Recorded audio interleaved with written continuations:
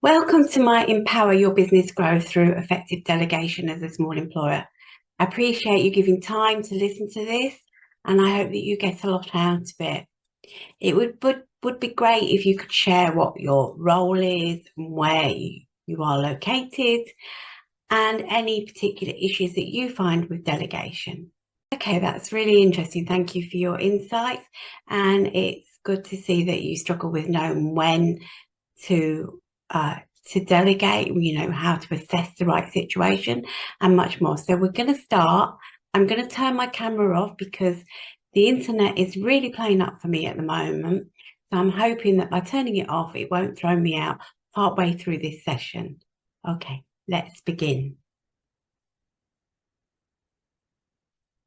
So thank you for joining me today for this webinar on empowering growth through delegation, unleashing the full potential of your team. I'm Nicola Richardson. So, as small employers, I understand the challenges you face in managing your business efficiently while striving for growth.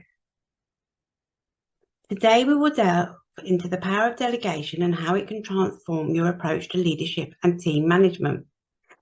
And during this webinar, I want to explore the importance of delegation, its benefits, and the remarkable outcomes it can bring to your organisation. We'll touch upon the pain points commonly experienced by small employers and provide practical insights on how effective delegation can address those challenges. I'm really excited that you're going to be listening to this as we embark on a journey of discovery, empowerment, and most importantly, unlocking that untapped potential within your teams. So without further ado, let's dive into this world of delegation.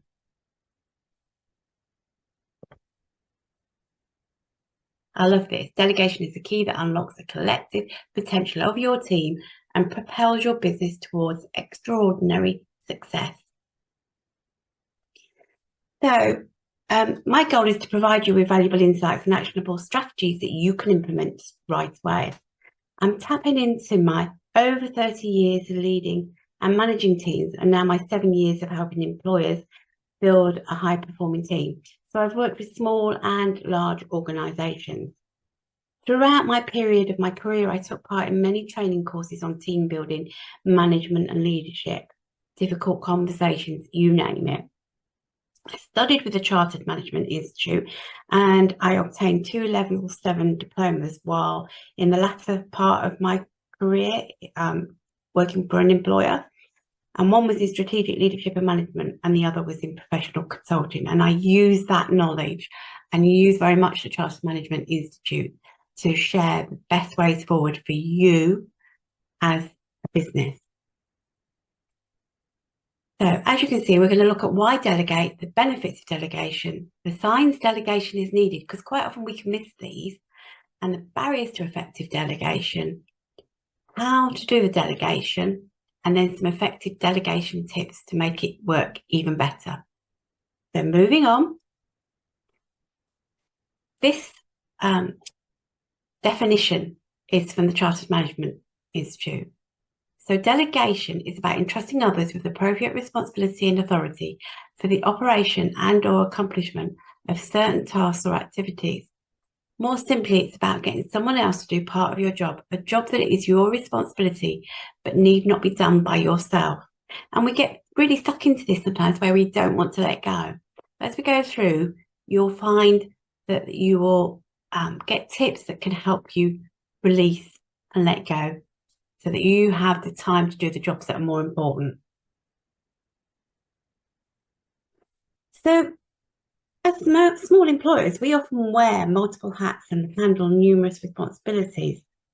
But here's the thing, delegation is absolutely crucial for the growth and success of your business. Imagine this, instead of trying to do everything yourself, you have a team of talented individuals with unique skills and abilities. Delegation allows you to tap into that potential and leverage their expertise to achieve remarkable results. Think of it as a way to distribute the workload and empower your team members to take ownership of specific tasks. By doing so, you not only free up your own time and energy, but you also provide opportunities for growth and development for your team.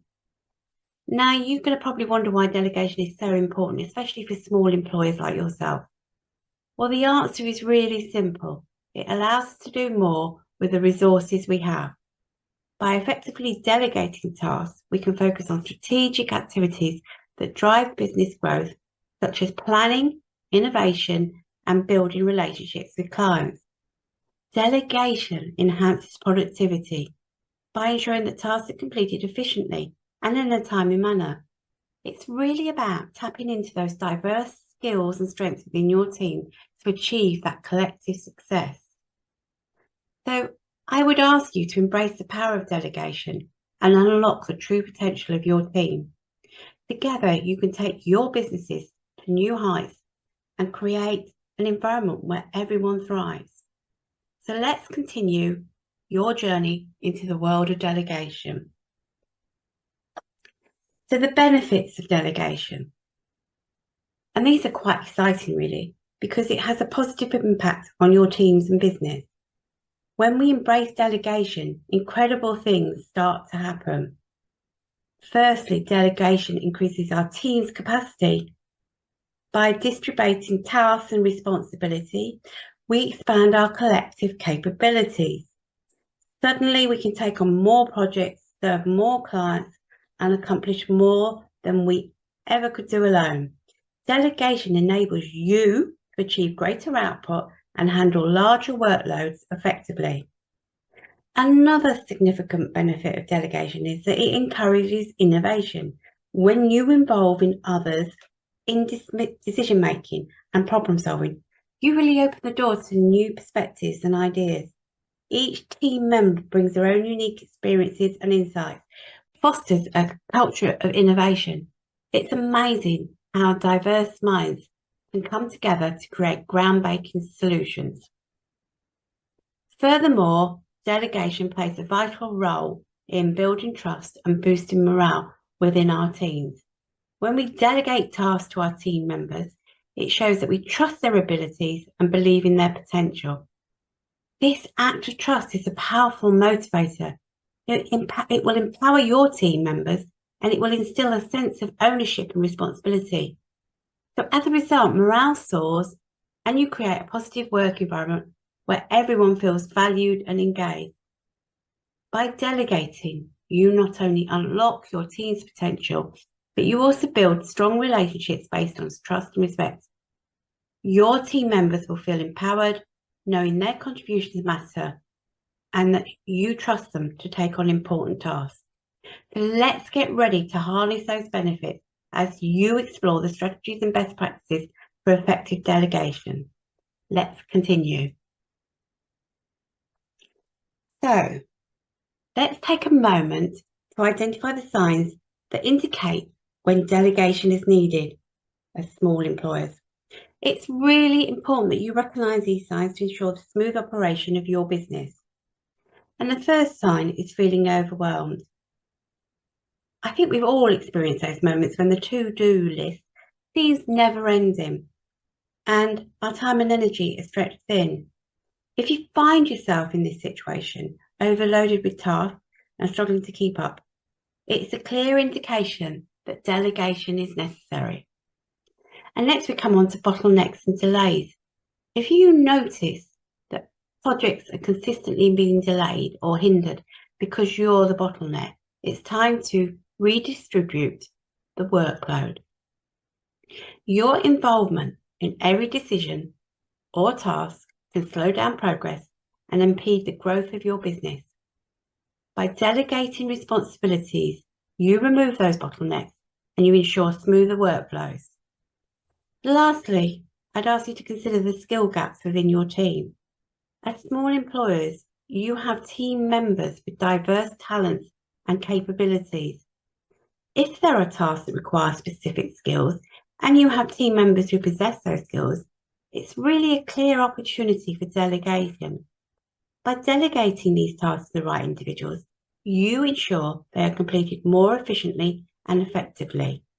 And often, they're going to see better ways of doing the tasks that are going to get better results.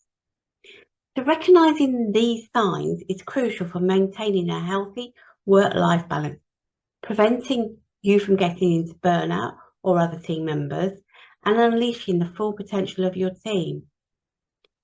And you really need to think about this, because you are important. Without you, the business will not run. Delegation allows you to leverage the strengths of your team members, address skill gaps, and ensure that tasks are handled by those best suited for them. If you resonate with any of these pointers, it's a clear indication that delegation is the way forward. So let's look at some effective strategies to help you enable your business and you to create greater productivity, efficiency, and business growth. So let's look at barriers, what stops us.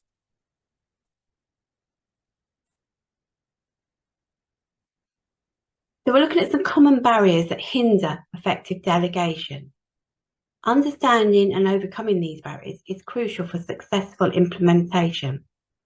The first barrier you will often encounter is the fear of losing control. As small employers, you are used to being involved in every aspect of your business. However, delegation is not about relinquishing control. It's about empowering your team members and holding them accountable. Delegation allows you to focus on strategic tasks while entrusting others to handle operational responsibility. Embrace delegation as a means to leverage the skills of your team and the abilities, rather than view it as a loss of control, and see it also as an opportunity for growth. Another barrier is the lack of trust, because effective delegation requires trust in your team's abilities. If you don't trust your team members to perform tasks to the required standard, it really becomes hard and difficult to delegate effectively. So to overcome this barrier, invest in building strong relationships with your team members. Get to know your team members well. Understand their strengths and skills. Foster an environment of open communication and demonstrate your confidence in their capabilities. Trust really is the foundation for successful delegation. Insufficient communication is another common barrier and one I see often. It's essential to clearly convey expectations, objectives, and deadlines. Lack of clarity can lead to misunderstandings and ineffective delegation. So ensure your team members have a clear understanding of their roles, responsibilities, and desired outcomes. Regularly communicate and provide feedback through the delegation process to ensure everyone is on the same page. And I can remember having a team member who I asked to do a task, and I went back several days later to check in with them, and they hadn't even started it, even though we were up against a deadline. And they said, yeah, they were on it and they were going to get it done. Went back a day later and they still hadn't done it. When we had a conversation to find out what was really going on, I discovered they hadn't really understood the ask, and they were really struggling with how to begin the task. And this is when it's really important to do your clarity checking and to make sure you check that they have understood what they've been given. And that's often by asking them to get you to tell you what they've got to do, and then you'll pick it up. And if they haven't got it, then just go back a few steps and go through it again, and perhaps try a different way of telling them, because we all learn differently. So maybe you just told them, maybe they need it actually written down as well, or maybe they need a picture. Whatever it is, then make sure you clarify. By addressing these barriers heads on, you can create a culture of effective delegation within your organisation. Overcome the fear of losing control, building trust, and improving communication, because that will enable you to delegate tasks and responsibilities more effectively. Okay, let's look at the delegation process overview. The first step is to identify tasks suitable for delegation. Look for tasks that can be executed by others, allowing you to focus on more strategic activities. For example, administrative tasks, data entry, or routine customer inquiries could be potential candidates for delegation. Really consider where your strengths lie. What comes easy to you? What motivates you and makes you feel alive? These are the tasks you want to retain. Know your weak areas and recruit to fill those gaps. Remember, together you are stronger. Next, assess your team members' skills and strengths. Take the time to understand their capabilities, expertise, and areas of interest. This knowledge will help you determine which tasks aligns best with their skill set. So, for example, if you have a team member with strong analytical skills, you may delegate data analysing tasks to them. This is why it's important to spend time knowing your team members. And another thing is, find out what hobbies they have outside of work, as often you can tap into these strengths. I remember working with a fellow who coached a football team. His coaching skills weren't being utilised in the workplace until I realised and tapped into them. Another time, we needed some posters for an event. We found in the team a person who drew and painted at weekends. He did our posters and he really did make a good job of them. So know what people do outside as well as inside the workplace. Once you've identified the task and you've assessed your team, select the right individual for each task. Consider factors such as their skills, availability and workload, and even their motivation. Assigning the task to the most suitable team member increases the chance of successful completion. One thing I would warn you of here is don't get stuck in a rut, delegating to the same person every time. It will start to make the person feel overwhelmed and frustrated because it is always them, and others will notice and feel the other person is a favourite. Plus, it doesn't give others a chance to grow and develop. To ensure effective delegation, it's crucial to communicate expectations clearly. Clearly define the task, its objectives, desired outcomes, and any specific guidelines or deadlines. The clearer you are in your communication, the better your team members will understand what is expected of them. And that goes back to my previous story. Go back if they haven't got it the first time and try telling them about the task in a different way. But always check in with them that they've understood. And the best way is to get them to tell you what they're going to do. Provide the necessary resources and support to your team members. Ensure they have access to the tools, information, and training required to complete the delegated task successfully. So, for example, if they need access to a certain software or additional training, make sure it's provided. And the other thing I'm going to put here is if you're providing training, make sure it's training that's on the right time, at the right time, because there's no good giving them training and then they're not starting to do that task until a week later, because they won't remember. You need to do it at the right time. Set checkpoints and establish a follow-up system. Regularly check in with your team members to monitor progress, offer guidance, and address any questions or concerns. This allows you to stay updated on the task status and make adjustments if necessary.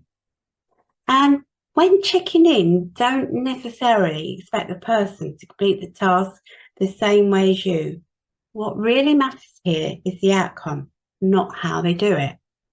And if there are specific criteria that must be met while doing the task, make sure you have clearly explained this to the person. In the People Mentors Managers Academy, there's a section on training people. Often as a small employer, there is no training other than what you share.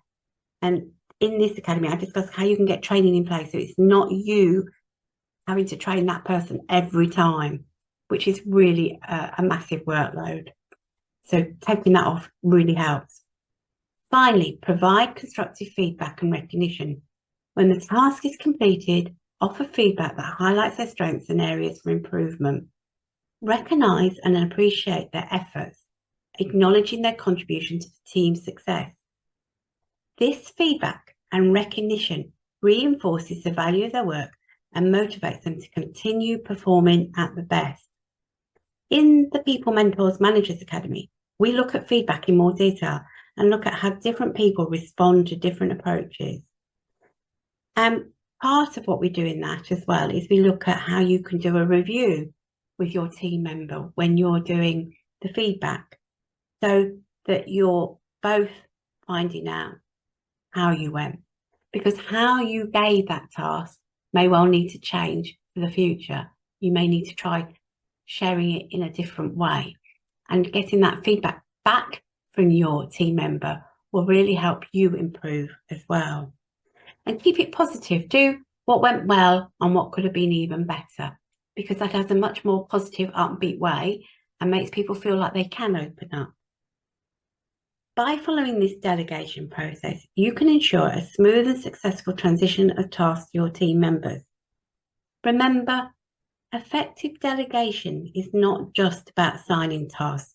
It's about empowering your team, fostering growth, and achieving collective success. Okay, let's look at some tips. These tips will enable you to delegate tasks successfully while empowering your team members. So first and foremost, and touched on this before, clearly define the goals and outcomes of the delegated task. Provide that clear understanding of what needs to be achieved and any specific expectations. This clarity absolutely ensures that everyone is aligned and working towards the same objectives. Next, don't forget to provide adequate authority and decision-making power to the individual responsible for the task. Trust their judgment and allow them to make necessary decisions within the scope of the delegated responsibility. This is going to really empower them and show them that you have confidence in their abilities, and it also builds trust. Encourage an environment where they can ask questions and provide support throughout that delegation process. So it really is important to make it feel comfortable for the person so that they can ask for guidance or clarification.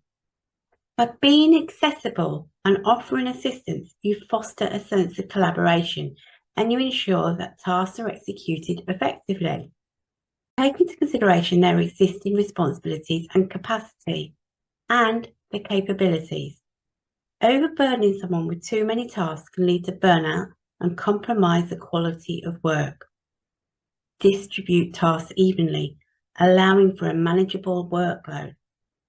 And again, ensure open and regular communication throughout the delegation process. And maintain that environment of open dialogue where a team member can share progress, challenges, and ask for help if needed. So in this space, I always used to have a 15 minutes performance board chat in the start of the day, whether virtually or face-to-face. Everyone would share what they were working on and any issues they were struggling with or what they needed support with. It built a collaborative space where people felt they could open up, and that included me as a manager and the leader, sharing what I was struggling with.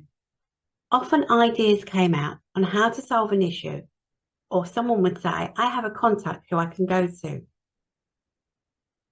Effective communication minimises misunderstandings and ensures everyone is on the same page. In the People Mentors Manager Academy, we talk a lot more about communication. And I would remind you, while it's important to monitor progress, it's equally essential to avoid micromanaging. Give your team members the space to work independently and exercise their creativity. Provide guidance and support when necessary, but avoid constant interference. Trust in their capabilities and allow them to take ownership of their delegated tasks. By implementing these tips, you can optimize your delegation practices and you can empower your team members to excel. Remember, it's not just about getting tasks done. It's about nurturing your talent, fostering your growth, and achieving excellent results. Okay, I wanted to talk about situational leadership. And I'm bringing this in here because I think it's really applicable to delegation and understanding. And what we do is we look at this diagram and we start from the right and we go left. Okay, so let me explain this in a bit more detail. So it will get you thinking about each of your team members and what stage they are at in the workplace. It'll help you realise which team members are ready for delegation. So Kenneth Blanchard and Paul Hersey's situational leadership model proposes that different leadership styles should be used in different situations. Leadership style was understood by Blanchard and Hersey in terms of how much direction and support are given team members. So their matrix model sets out different levels of leadership within 4 quadrants, as you can see on here. Directing, so that's defining roles and tasks, close supervision, making decisions, one-way communication. Then you have coaching, define your roles and your tasks, encourage suggestions and input. Communication more two-way, the decisions are still made by the leader. And then you have supporting, routine decisions passed down, leader facilitation and involvement, but not controlling. And then you have delegating. Team members decide on the level of leader involvement in decisions and problem solving. In the situational leadership model developed by Blanchard and Hersey, leadership styles are adapted based on the specific needs and maturity levels of individual team members or teams. So let's have a look at this in even more detail. So directing, telling, you use this style when team members have low competence and low commitment. You provide specific instructions, you closely supervise, and you provide frequent feedback. This style is effective for new or inexperienced team members who require clear guidance and direction. Next comes coaching. So you use this style when team members have some competence but low commitment. You provide guidance, support, and explanations to enhance competence and build confidence. You engage in two-way communications, providing feedback and encouraging questions. So this style is suitable when your team members are developing their skills but may lack that confidence or that commitment at that stage. Next comes supporting. So you use this style when team members have moderate to high competence but variable commitment. You facilitate decision making and you involve team members in problem solving. You provide support, you recognise achievements, and you foster a collaborative work environment. So this style is really effective when team members have the necessary skills but may need some motivation or support to fully engage. And then we come to delegating, which is empowering. So you use this style when team members have high competence and high commitment. You delegate tasks and decision-making authority, allowing team members to take ownership. You provide support as needed, but you really do avoid micromanaging. And this style is appropriate for self-reliant and experienced team members who are capable and motivated. It's important to note that the appropriate leadership style will change over time as individual or teams develop and grow. Effective leaders are flexible and able to adapt their approach based on this specific circumstances and the needs of the team members. So what comes out of this is assessing the competence and the commitment levels of team members is essential in determining the most suitable leadership style to use with them. What I do see is managers getting stuck in either the supporting or telling stage, and it's so easy to stay there. This is when some self-reflection is needed. And I've been stuck there in the supporting as a new manager, and it took me ages to get to the delegation and letting go.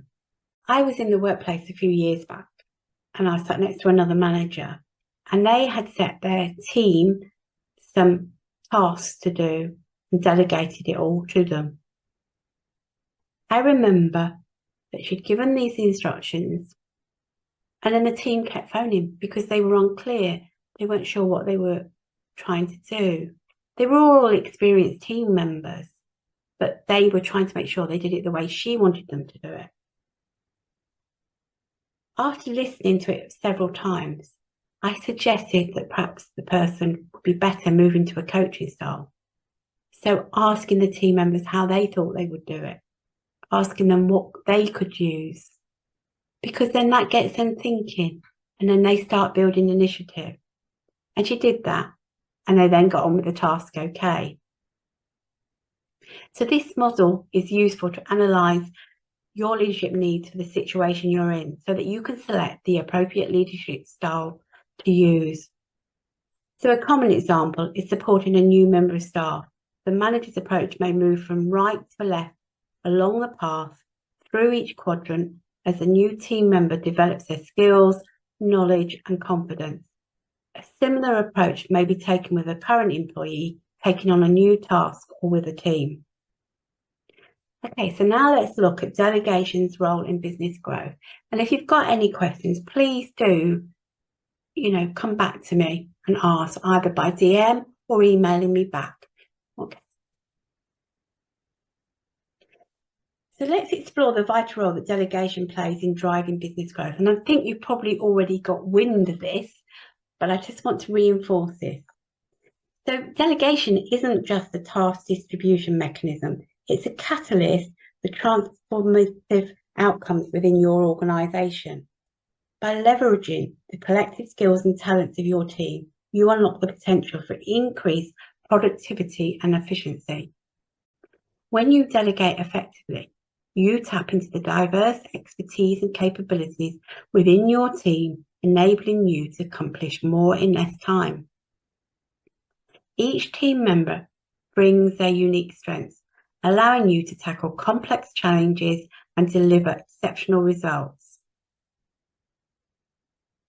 Each team member brings their unique strengths, allowing you to tackle complex challenges and deliver exceptional results. Delegation also allows you to focus on core business functions, such as strategic planning and growth opportunities. As a small employer, your time and energy are precious resources. By entrusting routine or non-core tasks to your team members, you free yourself to concentrate on high-value activities that propel your business forward. You can dedicate your efforts to strategic planning, exploring new markets, forging partnerships, and identifying innovative ways to expand and differentiate your offerings. Beyond immediate gains, delegation cultivates a culture of empowerment, engagement, and professional development. When you delegate responsibilities, you show trust in your team members' abilities. This trust fosters a sense of ownership, accountability, and motivation within your teams. It creates an environment where individuals feel valued and empowered to contribute to their best. And that means they'll go the extra mile. As a result, you foster high levels of employee engagement and loyalty, leading to increased productivity and a positive work culture. Furthermore, delegation is a gateway to unleashing creativity and innovation within your business. By involving your team members in decision-making processes and providing them with opportunities to take ownership of tasks, you tap into their unique perspective and ideas. A collaborative and empowered workforce can bring fresh insights, challenge the status quo, and drive innovation. And that unlocks new possibilities, enhances problem-solving capabilities, and positions your business at the forefront of industry advancement. Okay, so let's just move on to summary and key takeaways, just to embed the learning that we've done today. So, first and foremost, delegation is not just a luxury, it's essential for driving business growth. By effectively delegating tasks, you free up your time and energy to focus on strategic tasks that propel your business forward. It allows you to concentrate on core functions such as strategic planning, innovation, and exploring growth opportunities. And additionally, delegation is not just about task distribution. It fosters team development. When you delegate responsibilities, you empower your team members, foster their potential, professional growth, and you create a culture of trust, collaboration, and accountability. It helps build initiative, which is what the majority of employers want. It cultivates an environment where everyone has the opportunity to shine and contribute to the collective success of the business. To overcome the common barriers to effective delegation, you must focus on building trust, improving communication, and providing necessary support. Trust is the very foundation that enables effective delegation. By nurturing strong relationships with your team members and clearly communicating your expectations, you create an environment where delegation can thrive. Remember, following an effective delegation process is key to ensuring successful outcomes. The Managers Academy does go into delegation in more detail. Also, delegation involves clearly defining goals and outcomes, providing adequate authority and resources, encouraging questions and support, balancing workloads. Thank you for listening. I hope you found that really useful. The Managers Academy goes into lots more detail to help you build that great team and make your business successful. That's it for today. Any questions, any thoughts, please do respond by email or direct message me. Take care. Thank you. Bye for now.